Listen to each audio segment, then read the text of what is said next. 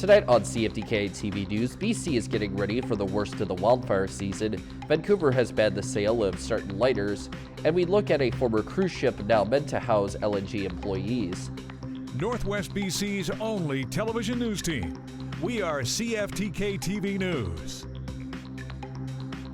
Good evening, I'm Cale Maslin, and here's what's making news in the Northwest and beyond. A longtime staple of the Northwest has switched hands. McCarthy Motors has been serving the Northwest for decades, but now the 3 locations have been sold and will take on a new name, Straight Line. CFTK-TV visited the dealership to hear about the changes.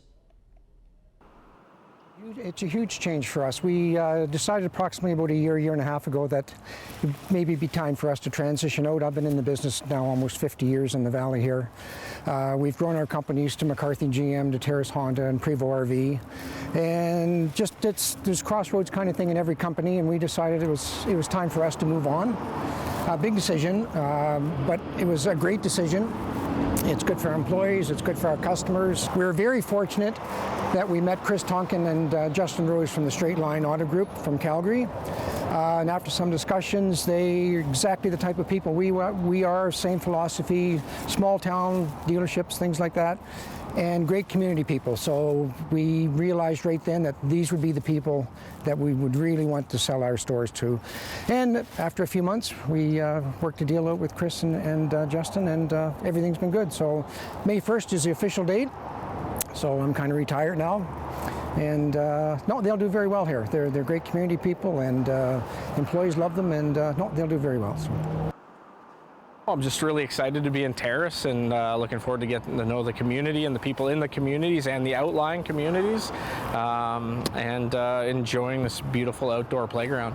Yeah, we're in Calgary, Alberta, and Medicine Hat, where it's very flat. So looking around here, it looks like a postcard, honestly. It's every time we walk out of our house and walk out of the dealership doors, it is breathtaking. It's beautiful. So really, really friendly change. The mountain air is beautiful. We hunt, we fish, we ski, we play golf. So it's a great place to be, and we're thrilled to be here. Yeah, it was my dream forever to do this, and I've done it, and it was never ever a job to me. I've loved the car industry, I love the customers, and but in business you need to understand when it's time to make changes, and I was the one that made the changes, so it's good for everybody. And no, I think we've left a good legacy behind. We've definitely been involved and helped all communities in the valley here. Just in case the wildfire season happens to spill over near them, the Bulkley Valley Museum is making preparations for evacuation. The museum, which is located in Smithers, is home to over 10,000 photos and over 3,400 artifacts and many more items like newspapers, maps, and documents. Although it was admitted by the museum's curator, Kira Westby, that with how much stuff the museum contains, they more than likely will not be able to take everything with them if an evacuation were to happen.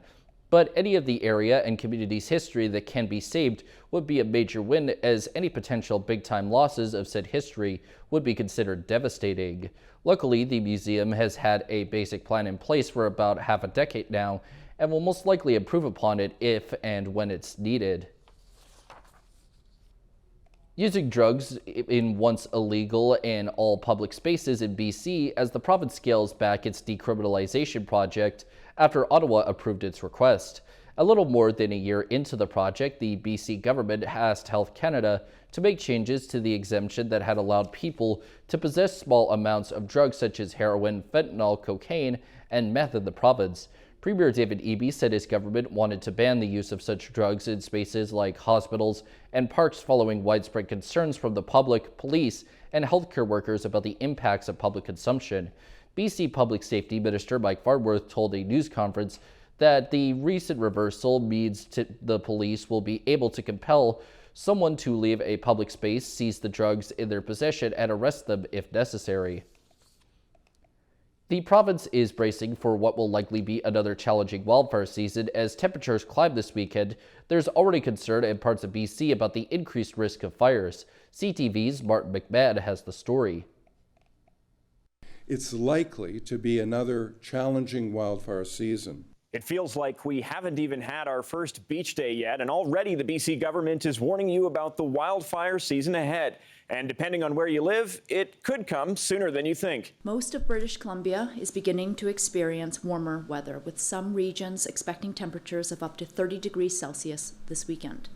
With these heightened temperatures, we may see an increase in wildfire activity, particularly in the northeast. The situation is being taken so seriously that a wildfire incident management team has been sent to the Fort Nelson area. And we are paying particular attention to the northeast of our province. Weather models show a dry, cold front sweeping across the far northern reaches of British Columbia sometime Friday evening. This could lead to particularly blustery conditions in the Fort Nelson area. But even with this season's wildfire outlook, the emergency management minister insists BC is ready to welcome tourists this summer, with some caveats. It's important to have travel insurance. It's important to be flexible about what you're hoping to see. Looking out longer term, there are already drought concerns as well. Overall, BC continues to get less rain and snow than usual, and that's having a lasting impact on water levels right across the province. We experienced severe drought last year and remain at high risk going into this season. The government has set up an online tool to create personalized emergency and evacuation plans, as well as updated its wildfire app and drought portal. There are more than 100 wildfires burning right now in BC, and that number is expected to grow this weekend. Martin McMahon, CTV News, Vancouver.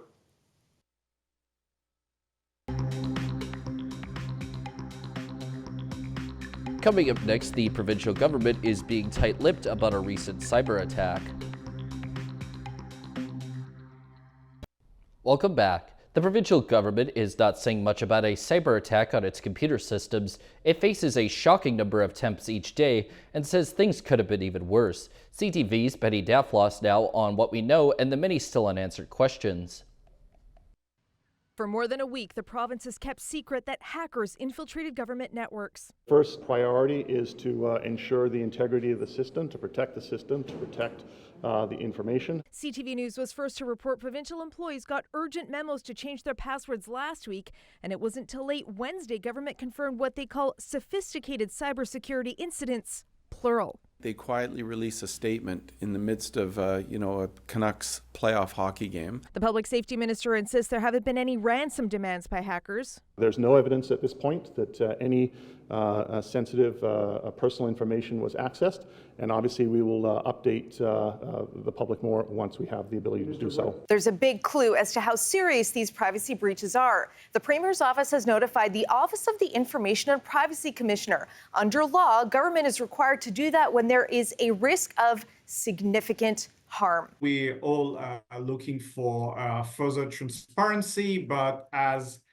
most probably the attack may be still ongoing and the investigation is not clear potentially about the exact source and the exact extent of the compromise, obviously they may not be able to communicate further. Not only that, the province has confirmed to CTV News that it continues to face a stunning 1.5 billion hacking attempts daily. Most government big company websites or services are constantly under attack, right? And we only hear of the attack that succeeds. Sources tell CTV News the attacks have escalated in recent years.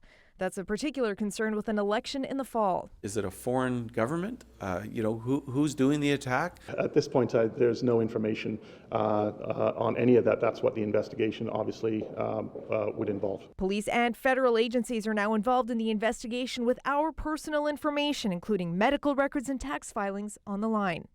Penny Daflos, CTV News, Vancouver. Vancouver City Council has voted to ban the sale of Bataan lighters. Firefighters say the lighters are to blame for the majority of fires in the city and are putting residents at risk. CTV's Isabella Zavarisi explains.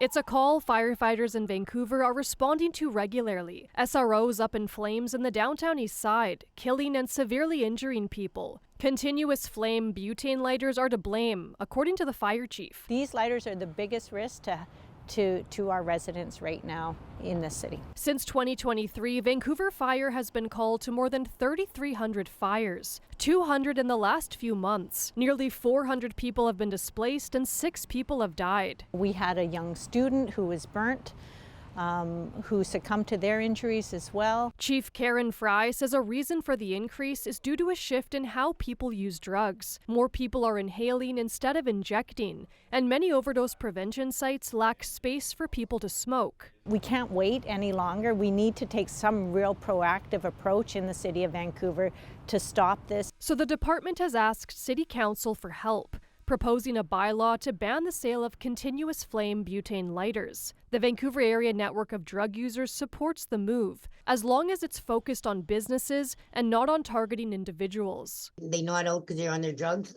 There goes a fire. Vancouver Fire says about 4,000 lighters are sold in the downtown east side monthly, some designed to cause extensive damage. Having, an inch-and-a-half pressurized flame shoot out for whatever use. That could easily tip over, fall over, get knocked over, and that's a big risk in itself. Vancouver Fire says many of the lighters lack a consumer safety number. The department wants to see Health Canada clamp down on regulation in order to protect housing stock and the lives of vulnerable people. Isabella Zavarisi, CTV News, Vancouver. Sentencing is underway for a former Trinity Western University security guard. He was convicted of manslaughter, the death of a man on the Langley campus in 2020. The court recently heard the emotional victim impact statements from family members. CTV's Ben Nesbitt has more from BC Supreme Court in New Westminster. 55-year-old Jack Hutchison sat slouched over in the prisoner's box, often looking downwards, as his defense and Crown argued over what his sentence should be. The incident happened in September of 2020. The court says students reported that a tall man wearing all black was wandering through student residences. When confronted by Hutchison, the lone security guard working that day, the man, 30-year-old Howard Glenn Hill, allegedly ran off. After a physical altercation, Crown says Hutchison got Hill to the ground before putting him in a neck restraint for upwards of 10 minutes. When police arrived, Hill was unconscious. He was taken to hospital, but was eventually taken off life support. No one should ever have to see their son hooked up to so many machines just so he can breathe. Glenn was strong. He was resilient. He faced more challenges in his life than most people. All Glenn wanted was to be loved, said his mom, Kimberly Van Dyke. The court heard that Hill was schizophrenic and hadn't taken his medication in months. In her ruling, Justice Catherine Murray said she accepted that Hutchison was initially acting in defense of himself and the students, but that once Hill stopped moving, that use of force was no longer necessary. An emotional Hutchison addressed Hill's family, offering his condolences. Crown is seeking a jail term of 5 years, while defense is suggesting a suspended sentence or a sentence of 2 years less a day to be served in the community. Murray is scheduled to hand out her sentence next Friday. Ben Nesbitt, CTV News, New Westminster. Turning to tonight's weather, the North Coast should get a chance of showers at a low of 8 degrees. The Terrace-Kitimat area will get a chance of showers too and a low of 8 degrees as well. And the Bulkley Valley and Lakes District should also get a chance of showers plus their own low at 4 degrees. On the North Coast, there next week we'll see mainly clouds and rain and a high moving from 13 to 9 degrees. In the Terrace-Kitimat area, the week for them should be similar in terms of the rain and clouds, but with a high between 19 and 11 degrees. And in the Bulkley Valley and Lakes District, the upcoming week shall deal with also all rain and clouds too, and their own high going between 19 and 13 degrees. Checking out the highways now, visit Drive BC for the latest and up-to-date conditions, and as always, drive safe out there. On Highway 16, there is utility work, bridge maintenance, road sweeping, construction work, paving operations, pothole repair, and crack sealing. Highway 37 has some road sweeping and frost heaves. 37A has road maintenance, and the Telegraph Creek Road has muddy sections and frost heaves. And this is what the roads were looking like this afternoon around the region from the view of the province's highway cams.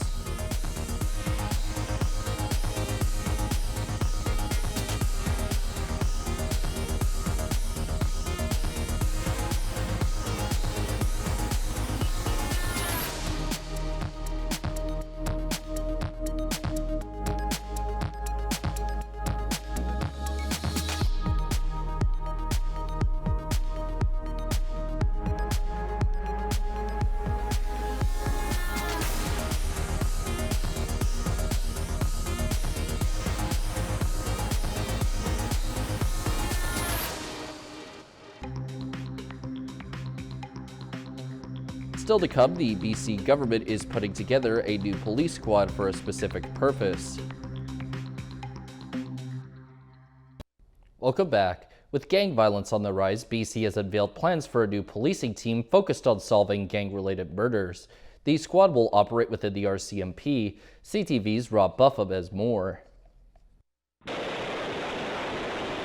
A barrage of bullets, a terrifying attack in White Rock in February that left 4 men wounded. Or this brazen daylight gunfire in downtown Vancouver in April, both believed to be gang-related. Crimes that are on the rise in BC, motivating the government to announce a new integrated gang homicide unit. All British Columbians deserve to feel safe from gang violence. The impacts that these events have on communities are significant and are felt well beyond victims and their families. Gang-related killings make up nearly half of all homicides in BC. This new unit will be comprised of 18 members from existing agencies, including the RCMP's Integrated Homicide Unit, which it will operate under. This specialized unit will be at the forefront of tackling key gang-related homicides and enhancing intelligence sharing on gang operations throughout the Lower Mainland. Law enforcement says organized crime or gang investigations are often more complicated than other cases, citing the example of the killing of Hardeep Singh Nijjar, a prominent Sikh activist, gunned down in 2023. One challenge, getting scared witnesses to testify. These gangsters they're present for their buddy getting gunned down, they don't want anything to do with the police. The province says the new unit will allow for better information sharing and a team dedicated to solving these complex crimes, but some are skeptical. It's a political announcement. We're just moving pieces of the puzzle around rather than creating the overall puzzle. This former police chief and solicitor general says what's really needed is a regional police force in Metro Vancouver, not more subunits. You're all working towards one particular cause, and you're working towards holding one person to account, that being the officer in charge of Metro Vancouver. We're looking inside a former cruise ship that was retrofitted and is now a floatal. It's meant to house LNG workers near Squamish, but the district won't let the vessel dock in its waters. As CTV's St. John Alexander reports, the company said they've addressed every concern raised by council. State-of-the-art, first-of-its-kind, innovative, and world-class were terms we heard many times as reporters were guided through the MV Isabel X. From its own heat and cooling pumps to onboard water filtration and sewage treatment, the 35,000 gross ton vessel, a so-called flotel, is meant to be net zero and meet or exceed all Canadian standards so that any possible complaints are curbed. Our flotels are self-contained. Our flotels are their own ecosystems. Our flotels are the perfect solution. Woodfibre LNG, who will be operating a facility 7 kilometers outside of Squamish, wants to park it nearby. The province says it's okay, so do the feds. But after years of consultation, negotiations, amendments, Squamish Council still says no. The flotel is a direct response to requests from the District of Squamish and the Squamish Nation. By housing some 600 workers who will sleep and eat here and won't be allowed into Squamish, Woodfibre argues it has addressed all safety, traffic, environmental, and housing issues raised by the district. There is even a gender safety committee. We've trained over 1,000 people on site, from employees right to construction workers and cleaning crews. Workers will be picked up after work and taken directly to the ship. The flotel itself is an excellent solution that meets the needs of our community, our Squamish Nation peoples. The mayor says the conditions proposed by Woodfibre LNG are still not good enough for the majority of council. Any future actions, I would assume, would aim to address that, but at this point, that the ball is in the proponent's court in that regard. Woodfibre has already poured at least $100 million into the project and insists it will keep working with the district to bring the Isabel X to Squamish. St. John Alexander, CTV News, Vancouver. And now we turn our attention to the stock markets. The Canadian dollar is up 14/10 of a cent. The price of gold is up $34.70. Oil is down $1. Natural gas is down 5 cents. Aluminum is up $12.50. In Toronto, the TSX is down 66.90 points. The Venture Index is up 1.41. And in New York, the Dow Jones is up 125.08 and Nasdaq is down 5.40. And still ahead, the Canucks are getting ready for Game 2 against the Oilers. Welcome back. It seems like Vancouver is still buzzing after the Canucks stormed back in the third period to win the opening game of their playoff series with Edmonton. While the team looks ahead to Game 2, players are once again crediting the noise level and energy from fans inside Rogers Arena with helping them win the game. CTV's Ben Milger reports. As delirious fans spilled out of Rogers Arena, they couldn't believe what they just witnessed. I thought they were going to lose, but they came back, and they came back so strong. It was so exhilarating. Down by 3 to the favored Edmonton Oilers, the Canucks staged a comeback for the ages, scoring 4 unanswered goals, including this game winner from Connor Garland. When you dig a hole like that, you got to execute if you want to get back in the game. And I think that was the biggest thing in the third, that we just executed and buried our chances. The home faithful filled the building with noise and energy throughout, but especially after the go-ahead goal and in the frantic final moments as the Oilers pressed for the equalizer. That was probably the loudest building I've ever been a part of after that fourth and fifth goal. I think we just did a good job of harnessing that, I guess, of just enjoying it. I mean, the crowd being down 4-1, they didn't give up, we didn't give up, it was awesome.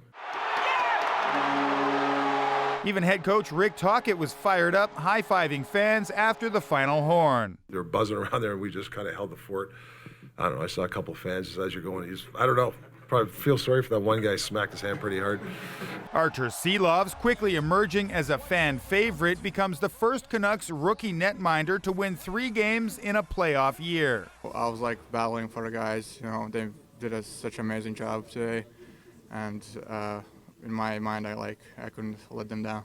As the team resets ahead of Game 2 Friday night, it could take fans until then to come down from the high of Wednesday's dramatic win. Always believe in the Canucks, baby! Yeah! It's starting to feel like this team and their fans might have something special brewing. Ben Milger, CTV News, Vancouver. The Columbia River watershed in southeastern BC has been declared an infected area for the deadly whirling disease parasite found in fish. The declaration from the Canadian Food Inspection Agency says the disease was first detected in December, and the rest of the province has been designated as a buffer zone, meaning it may occur, but its presence hasn't been confirmed yet. The parasite causes skeletal deformities in fish, which makes them twist and turn as they try to swim, though the agency says it's not dangerous for humans. The federal government says permits are now required to move fish from the Columbia region waterways or transport used aquaculture equipment.